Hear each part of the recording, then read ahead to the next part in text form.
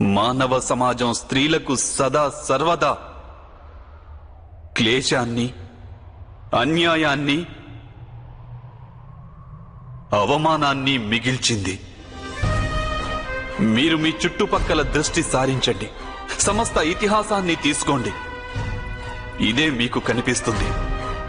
పురుషులకున్న ఈర్ష్య, లాలస, అహంకారం, భయం, పురుషుల దుష్ట స్వభావం యొక్క పరిణామాన్ని స్త్రీలే అనుభవిస్తుంటారు. యుద్ధం పురుషులు చేస్తారు,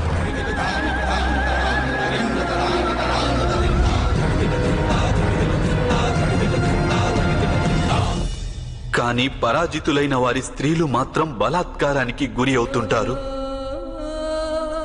పురుషుడు మధువు ద్యూతమంటూ తన సంపదను కోల్పోతాడు. స్త్రీకి మిగిలేది ఆకలి దప్పులే. పురుషుల అహంకారం నిద్రలేస్తుంది. అందువల్ల స్త్రీకున్న స్వేచ్ఛా స్వాతంత్రాలకు భంగం ఏర్పడుతుంది. పురుషులు జీవితంలో ఓడిపోయి తమ కుటుంబాలకు దూరం అవుతారు.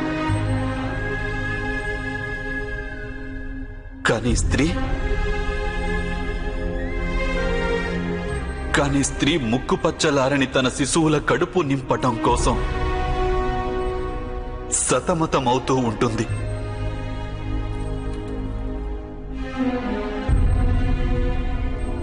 ఈ లోకంలో ఉన్న దుఃఖ కారణాలను గణించండి, స్పష్టంగా తెలిసి వస్తుంది. పురుషులతో పోల్చి చూస్తే స్త్రీలే అధిక దుఃఖాన్ని అనుభవిస్తున్నారు. ఎందుకు ఈ విధమైన సమాజాన్ని నిర్మించుకున్నాం మనం? ఇక్కడ మానవ జాతిలోని సగభాగం రెండవ సగభాగాన్ని నిరంతరం అణిచివేస్తూ ఉంటుంది.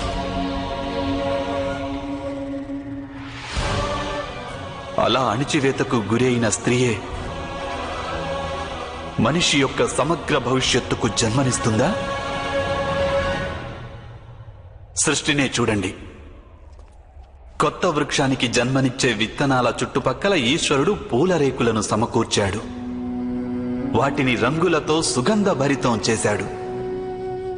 ఎక్కడైతే భవిష్యత్తు జన్మిస్తుందో అక్కడ కేవలం సౌందర్యం, కేవలం సౌఖ్యం, సంతోషం, గౌరవం ఉండడం అవసరం కాదంటారా? కానీ సమాజం స్త్రీలకు దుఃఖం కలిగిస్తూ వారి భవిష్యత్తునంతా దుఃఖపూరితం చేస్తుంది.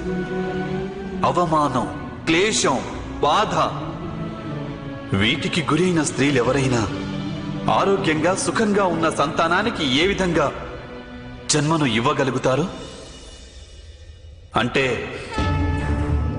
ఎప్పుడెప్పుడు స్త్రీలకు అవమానం జరుగుతుందో, ఎక్కడ స్త్రీ క్లేశానికి గురి అవుతుందో, ఎక్కడ స్త్రీ జుట్టు పట్టుకొని ఈడ్చుకొని రాబడుతుందో అక్కడే ఏదో ఒక రూపంలో యుద్ధం అనేది జన్మిస్తుంది.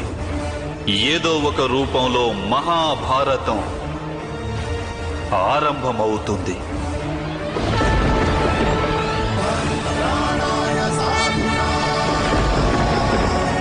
వినాశాయ చతుష్పితా